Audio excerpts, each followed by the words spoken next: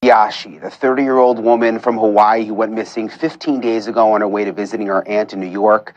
Here's what we know. It was on Friday, November 8th, Hannah flew from Maui to Los Angeles and missed her connecting flight to New York. Saturday, November 9th, Hannah was seen at the Grove Shopping Mall. It's a popular mall in downtown LA where she went to a bookstore to charge her phone. Sunday, November 10th, Hannah went back to the Grove and was seen in the background of a video attending a LeBron James event. Then on Monday, the 11th, Hannah went back to the airport. At some point, she sent some very concerning texts. She was saying that she was scared and had been tricked, quote, into giving away all my funds for someone I thought I loved. That same night, Hannah was reportedly seen leaving the airport with an unidentified person. But later that night, surveillance video, which has not been released, shows Hannah at a train station also with an unidentified person. I spoke to Hannah's aunt a few days ago about the video. Take a listen. There's no reason that Hannah would go there unless she was misled, unless she was forced to, or unfortunately now we're thinking unless she was drugged. It made us extremely alarmed to the point where we started sounding the alarm as loud as we could. What, after seeing the video, you mean? Yes.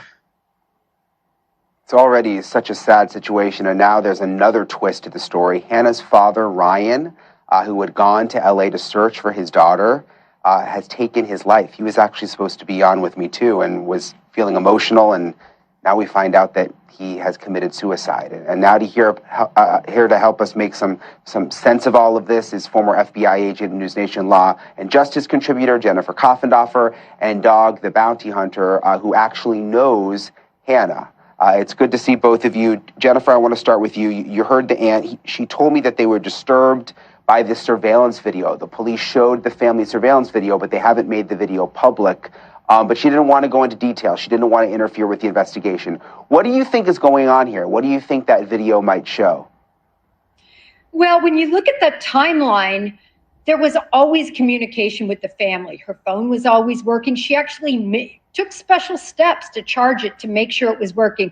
But then on the 11th, the same time she's seen with this individual who's a stranger, and after some very cryptic messages came in, even mentioning deep state hackers, all of a sudden she's missing. I think that piece of surveillance is critical, and I think she could be in the hands of a stranger taking advantage of her and the situation. And Dog, you actually knew Hannah, which I kind of wondered about because you're from Hawaii. Hannah's from Hawaii. I know you've got a lot of connections there. What do you know about her? Well, it wasn't me actually that knew. It was my daughter Cecily, and Hannah had spent the night 3 or 4 times with us in Oahu, in Honolulu, and then Hannah, moved on to Maui. But I agree with Jennifer 100%. We used to teach our real children there. We used to say stranger danger, and now it's getting into Hannah's 31 years old. All women beware. There are things happening, especially in California. There are things happening that are unbelievable, and I think she was snatched. And one thing about it, I hope to God that she's still alive. Yeah, I mean, we all do. Jennifer, just thinking, the police haven't really said much. Dog says maybe she was snatched. You would think if that was the case, there would be press conferences, there would be flyers everywhere. They would be out every day saying, this is the description of who we think took her. We're not hearing much from police, Jennifer. Well, the reason we're not hearing from them is because there is going to be video surveillance all over that airport, all over that subway station, all over these venues where she's been. So they're pouring all over that. Oftentimes when you see law enforcement reach out, it's because they don't have any more clues to go with. Law enforcement has a lot they're working with right now. What do you make, Dog, some of the text messages that the family has said they received where she wrote, got tricked into pretty much giving away all my funds, deep hackers wiped my identity, stole all my funds, and have had me on a mind F since Friday? Do you think was drugged in that? I mean, why would she be is it her sending it, do you think? Well, Cecily, my daughter, who knew her very good, there was no way.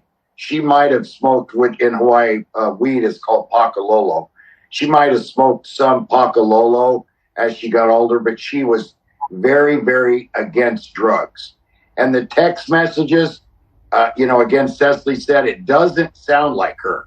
And it sounds like, I know a lot of ladies that join these dating places and then send money to the guy, and then he's not real. So I don't think that it was that. I think the text messages was not Hannah. What do you make of the text, Jen? Well, I agree. And I agree because of this. The family says they know her vernacular. Remember, in cases like Anna Knezevich, or, of course, Gabby Petito, where the family pointed out straight away, listen, this does not sound like anything that she would write. And that's what the family is saying here. It's not going with how she texts or her vernacular. And what do you make, Jennifer? I mean, it's so tragic. I couldn't really believe it, but that the dad went to LA to help find her and then took his own life. I mean, how do you process that? Well, he searched for 13 days, long and hard. And I can't imagine the grief that would overcome a father in this way. And so it seems to me that the motive would have been very clear, at least from his eyes, absolute despair and frustration. And you add on to that, Brian, and the family pointed this out. People not believing the family, people in social media actually going after the family, poo-pooing what they had to say, saying, oh, she's really not missing. She's just on some sort of venture or something like that. It was awful. And the family said, please don't talk like this. We're at a very a vulnerable state. And then look what happened. Do you think they're going to find her, dog? I mean, how do you think this is going to play out? Well, I think they are going to find her. We have a new administration coming in, and there's going to be a lot of police officers, defunding the police, especially in California. I'm doing a thing later this week where I'm talking to the cops, and don't worry, things are going to get better. They don't even want to pull over traffic tickets, because if they put the guy in jail, they're out in 15 minutes. So the police officers' morale is very low. Again, after the newest